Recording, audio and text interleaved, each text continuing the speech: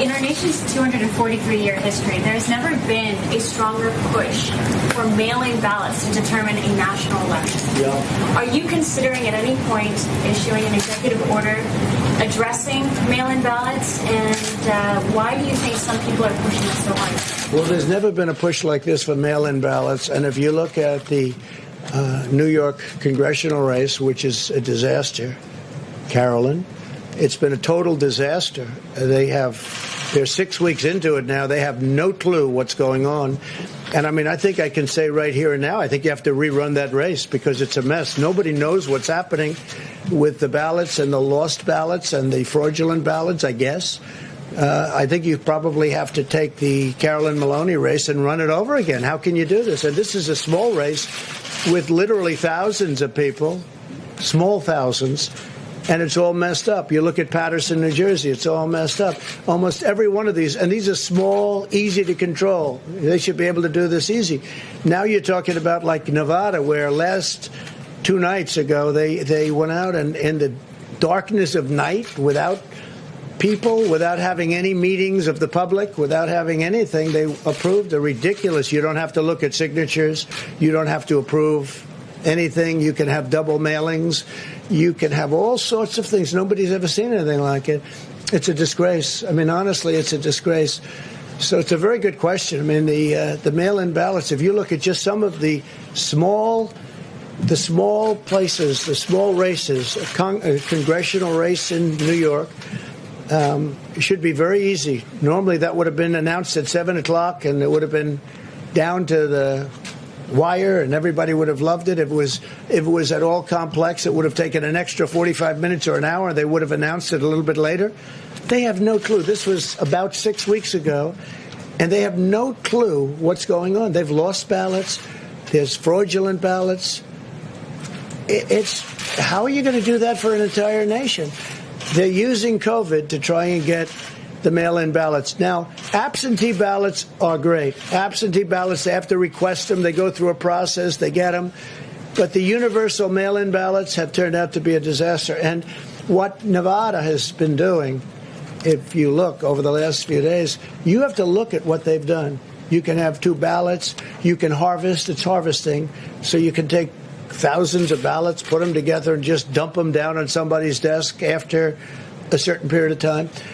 They have something where if you vote, the vote can count up to 7 days later. Well, if the vote's going to count 7 days later, that means if it depends on the one state like Nevada, that would mean simply that you can't have, supposing it's down to that one state, it could be.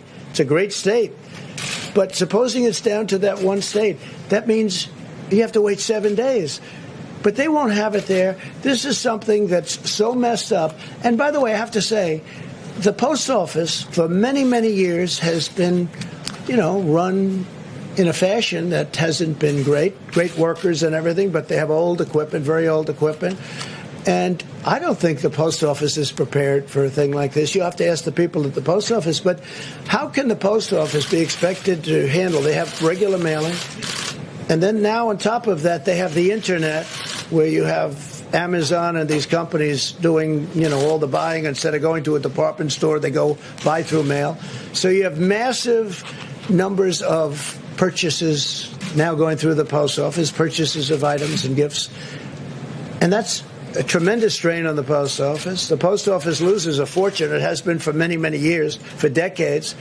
So now on top of it, it has this. And the Amazons of the world and the others, they pay very, very little money. They lose money on the post office loses money, which is ridiculous, on every package it delivers. But now on top of that, and I'm not just referring to Amazon, I'm talking about all of the competitors, if there is such a thing to Amazon. There will be, but if there is such a thing. But now on top of that, you'll have somebody like the governor of Nevada come out with this massive plan out of nowhere to take millions of ballots and send them all over the place. You'll never know who won that state.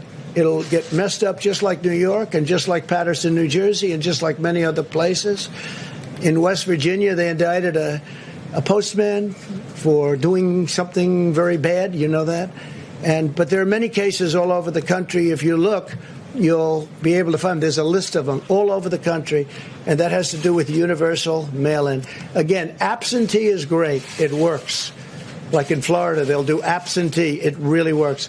But universal mail-in ballots is going to be a great embarrassment to our country. Is there an executive order on this? Well, I have the right to do it. We haven't gotten there yet, but we'll see what happens. We will be suing in Nevada, and that's already been taken care of. We'll probably file something tomorrow.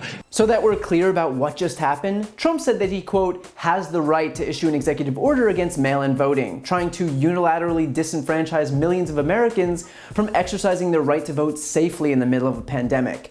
Now, first of all, no, he does not have that right. He'll stand up there at the lectern and stomp his feet about issuing executive orders, but there is no executive order he can issue because Trump doesn't control elections or voting in this country, period. So if you're worried about Trump unilaterally ending mail-in voting, don't. Let's not confuse Trump's ignorance with his power. Now, he tries to pretend that mail-in voting is a problem by obfuscating the facts about what mail-in ballots are, claiming that somehow they're dangerous while absentee ballots are safe.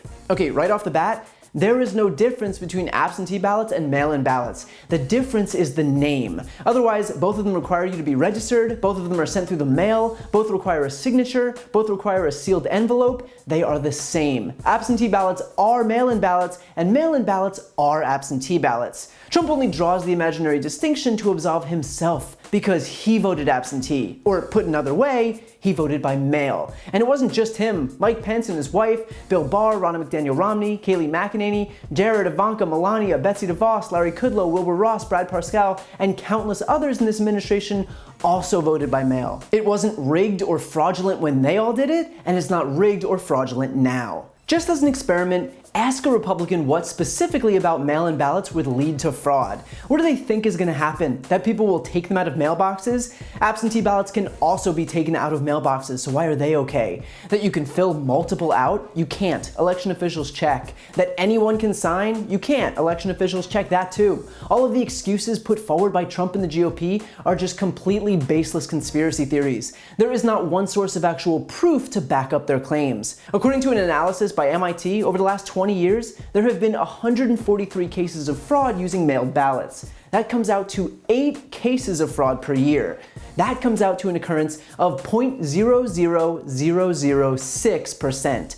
That is the rate of voter fraud. That's not enough to swing the results of class treasurer in a school with 100 kids in it, but we're supposed to believe the entire US elections are rigged? Now, Trump brings up the primary election in New York's 12th congressional district, which has become the GOP's favorite punching bag given the fact that there still isn't a winner. But the issue isn't fraud, it's not ballot harvesting or any of the other boogeymen cooked up on the right. The issue in that race is that more than 12,000 mail ballots had been disqualified for a number of reasons, including missing postmarks or coming in late after many of them had been mailed out just one day before the primary. So of course they were returned late. And those are issues that could be rectified by adopting Democratic proposals. Democrats are advocating for voting to begin early, by weeks if possible. They're advocating for all votes mailed even on election day to count, as opposed to needing to be received on election day.